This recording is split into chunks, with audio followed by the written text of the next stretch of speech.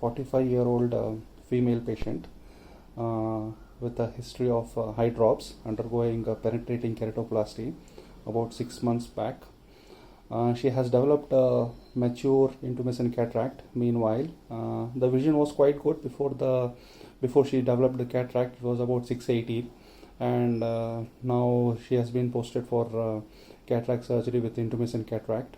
I was warned by the corneal surgeon that the scleral and the graft host junctions were very thin when he was suturing. So I have put a long tunnel and started just before the blue lippus.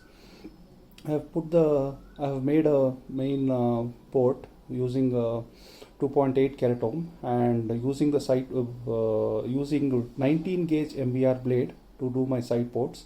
I was careful not to extend it. I was going a little bit towards the scleral side than the corneal side.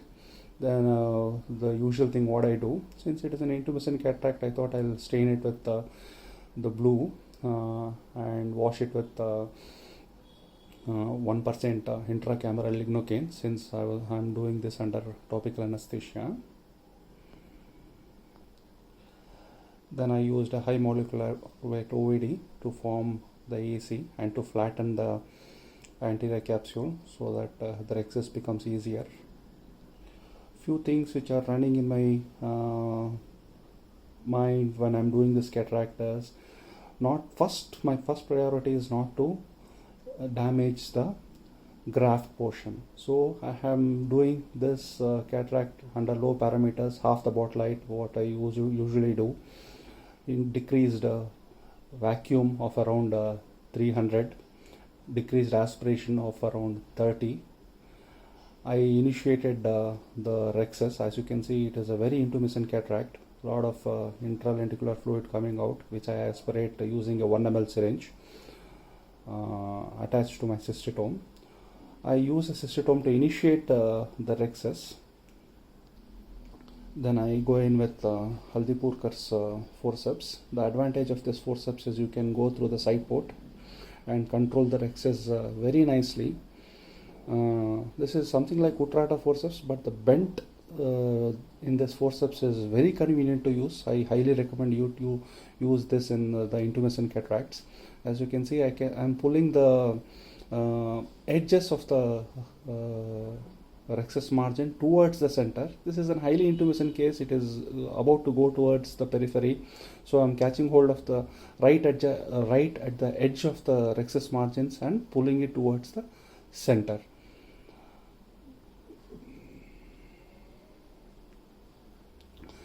Take your time. In these cases, you have to take your time.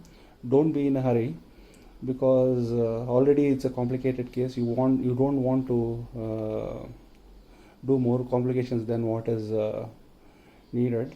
So, and to add to the complications, this is a high myope patient with a IOL power of plus 14 and the axial length of 25.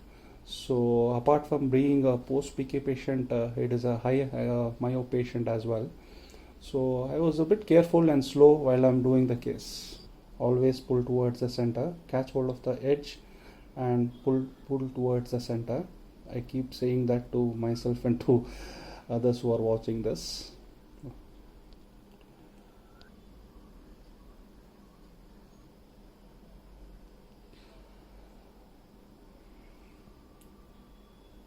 The main thing here is to get a rhexis, so I'm taking my time to do the rhexis. So once the rhexis is completed safely, I have got an around 6 mm rhexis, which is round and continuous. Once the rhexis is done, I did a bit of hydro. I did not put a lot of fluid. As you can see, the one pole of the nucleus has come up. The intralenticular pressure is so high. It is so intumescent. Now you can make out how intumescent the cataract was while I am doing the rhexis. Since it is a young patient, I was expecting the cataract to be soft. So I am using just my dialer, not my chopper.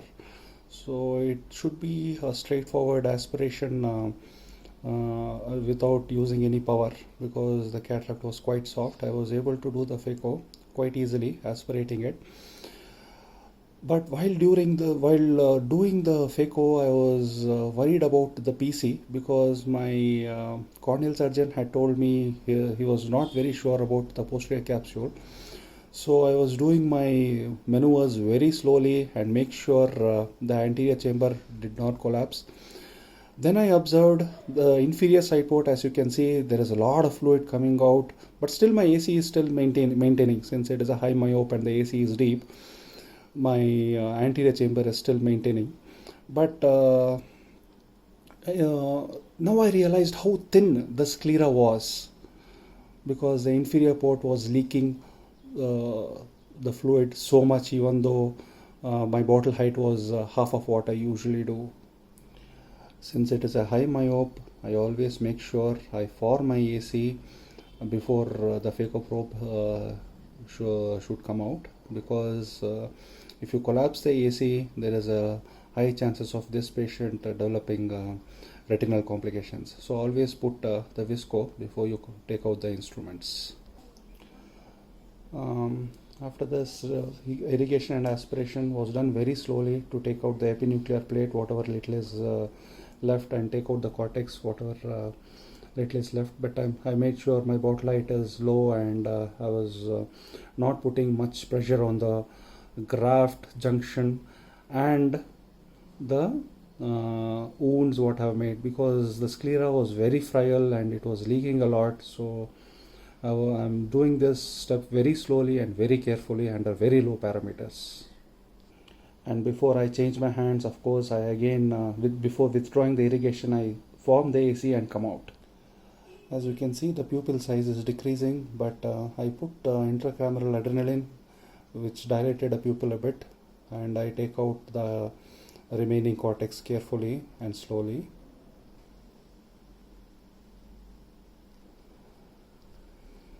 I'm using a hydrophobic single piece lens, slowly inserting it into the back, making sure the AC doesn't collapse again. And usually I put it under irrigation, but here I preferred putting it under visco.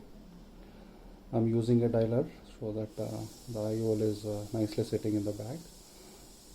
So I thought this is the end of the surgery, and but no,